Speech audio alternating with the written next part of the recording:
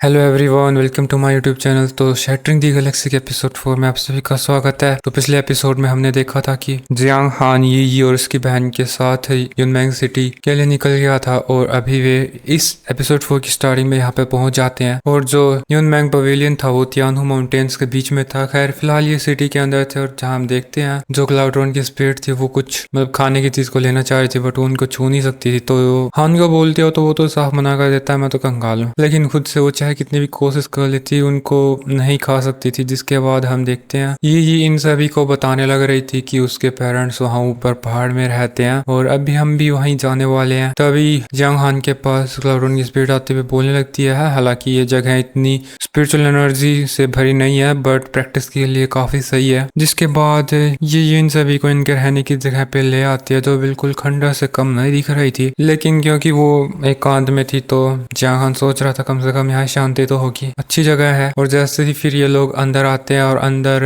लड़कियों के कपड़े टंगे हुए थे, तो जिसका शायद ये मतलब है कि यहाँ पे ये दोनों अकेले नहीं रहने वाले हैं, यहाँ पे और भी शायद लड़कियां रहती हैं। और जो ये देख के काफी जोर से चिल्ला देती है, ये किसने किया, और वो इन कपड़ों को फिर समेटने लगती है। जिसके बाद वो पूछती है, अरे यहाँ पे तो कोई भी नहीं है। लेकिन थोड़ी देर में ही यहाँ पर एक एल्डर आ जाता है, एक काफी बड़े सुअर का शिकार करके आया था। इसके बाद वो यही से पूछने लगता है, आज तुम्हारे लिए स्पेशल दावत होने वाली है। खैर ये लोग कौन है? और फिर वो जाते जाते बता रहे थे, अंकल यू आप इनका ख्याल रखना और इनको सारी चीजें बता देना सेक्ट की। और ये जाते जाते इनको एक टोकन भी देके जाती है ताकि ये अंदर मतलब सेक्ट में जाके कल्टिवेट कर सके। लेकिन जब ये लोग मेन पवेलियन की तरफ जाते हैं तो वहाँ का गार्ड इनको साफ मना कर देता है, जाओ जाओ, ये पवेलियन कोई ऐसे वैसे जगह नहीं है जहाँ कोई भी आ जा सके, जाओ अपने घर जाके और खेत संभालो। इससे जियांग हान इतना तो समझ जाता है ये बेशक से स्ट्रांग हो, लेकिन वो इतने भी स्ट्रांग नहीं है कि हर कोई यहाँ पे उसकी बात माने। लेकिन फिर क्या ही करता, वो मुड़ के जाने वाला था और उसकी सिस्टर भी कह थी, ब्रदर चिंता मत कीजिए, आप जा जाओगे हम वहीं जाएंगे। लेकिन वो अभी तक भूला नहीं था कि उसके पेरेंट्स की डिसअपीयरेंस में शायद युनमैंग पवेलियन का भी हाथ हो, क्योंकि जाओ तीन और दूसरा एल्डर दोनों ही युनमैंग पवेलियन से रिलेटेड थे। तभी ये जो लड़का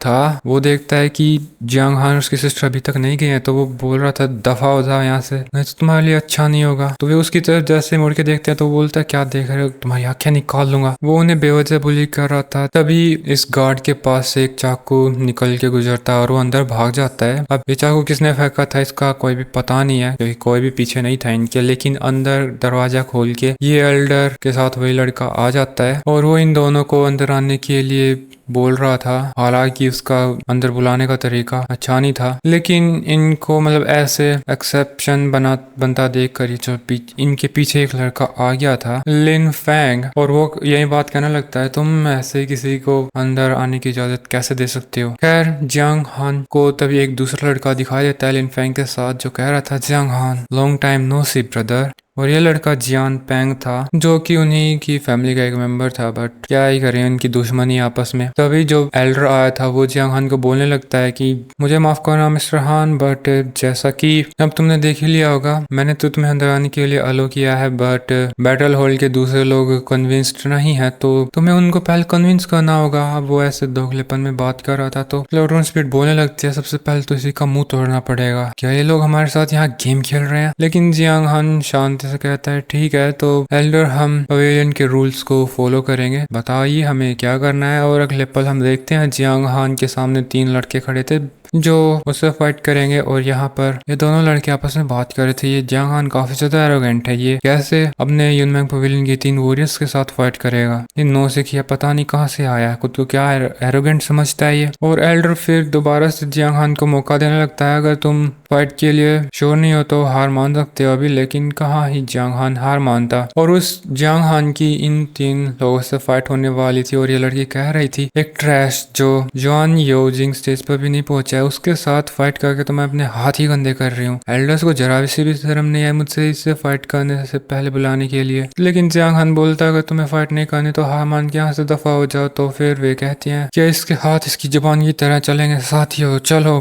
मारे इसको। और फिर वे लोग उसको घेर लेते हैं तीनों तरफ से और फीमेल डिसाइपल अटैक करती है। और जियांग हान के जैसे वो अटैक लगता है काफी तेज रोशनी निकलती है, उस रोशनी में ऐसा लगता है जियांग हान गया। और फिर वो फीमेल डिसाइपल एरोगेंटली कहने लगती है, वेस्ट तो वेस्ट है, एल्डर्स को इतनी भी अक्ल नहीं है, फालतू में हमारा टाइम पास कराया। लेकिन पीछे से फिर से जियांग हान का जो एनर्जी थी उसका ब्लास्ट होता है और वो कहता है इतनी तेजी से कहाँ जा रहे हो, तुम्हारी मार तो खाते जाओ। और उसका इस ऑरा यानी कि इस बड़ी हुई स्ट्रेंथ को देख कर सब भी चौंक जाते हैं कि ये तो पहले से भी काफी ज्यादा स्ट्रॉन्ग लग रहा है और डिफरेंट बिल्कुल ही। तभी जो जियान पेंग था वो उन तीनों फाइटिंग डिसाइपल्स को बोलने लगता है खड़े खड़े क्या देख रहे हो, जाओ इसको मार दो। और वे इकट्ठा एक फॉर्मेशन बना के अटैक करने लगते हैं। जो जियांग हान को हिट करने वाला था बट वो उस क्लाउड्रोन स्पिरिट की पावर यूज कर रहा था तो सब कुछ उसके लिए इजी था और वो उस अटैक से बच के डायरेक्ट उन डिसाइपल्स के सामने आ जाता है। बट जो जियान पेंग था कुछ ज्यादा ही बोल रहा है, ये तो वेस्ट है, ये इतना स्ट्रॉन्ग कैसे हो गया, मारो इसको और जोर से मारो नहीं तो तुम्हारी शामत आएगी। तभी जो फीमेल डिसाइपल थी उसके सामने से जियांग हान गुजरता है और फिर तुरंत ही उसके पीछे आ जाता है और कहने लगता है धप्पा क्या तुम मुझे ढूंढ रहे थे, और पीछे उसकी कमर में काफी जोर का पंच मारता है जिससे 2-4 हड्डियां तो टूटेगा ही होंगी। इसके बाद दोनों दूसरे फाइटिंग डिसाइपल्स की बारी थी और जियांग हान उनको भी काफी इजीली हरा देता है, उनके हाथ मरोड़ के लातों से उनकी कमर की कसरत करता है। जिसके बाद जो तीसरा डिसाइपल था वो तो बच के यहाँ से भाग ही जाता है बट उसके सामने जियांग हान आ गया था और उसको लात मार के नीचे जमीन में ही गिरा देता है। और जियान पेंग था वो तो देखता ही रह गया था, लेकिन अभी बाकी लोग कन्विंस हो गए थे कि जियांग हान तो एक जीनियस है, वाकई में इसको अगर एक्सेप्शनली भी रिक्रूट करना है तो बिल्कुल सही डिसीजन है। बट जो जियांग पेंग था वो कन्विंस्ड नहीं था और वो उसकी स्वॉर्ड निकाल के जियांग हान पे अटैक कर देता है। बट हमें ऐसा दिखाया जाता है उसकी स्वॉर्ड जियांग हान के आर पार हो गई थी बट ऐसा कुछ होता नहीं है क्योंकि वो तो बस उसकी आफ्टर इमेज थी। जियांग हान एक्चुअली में तो पेंग के पीछे खड़ा था और कह रहा था बेटे जब फैमिली पे मुसीबत आए तो तू भाग गया, और तो और अपने बड़े भैया से कैसे बात करते हैं तुझे याद नहीं है, और उसे जोर का लाफा मारता है, उसके बत्ती से बाहर आ जाती हैं, सारे दांत टूटने के बाद ऐसे दिख रहा था।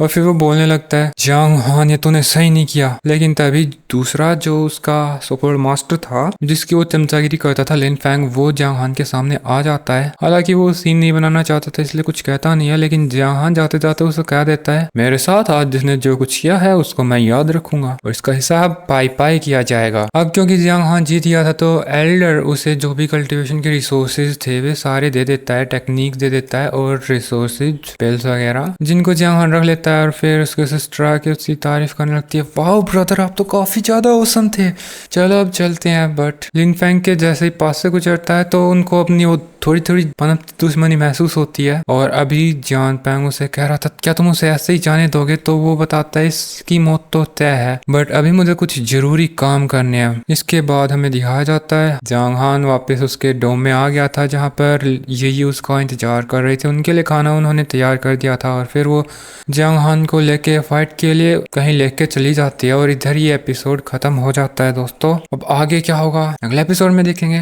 तब तक के लिए बाय बाय।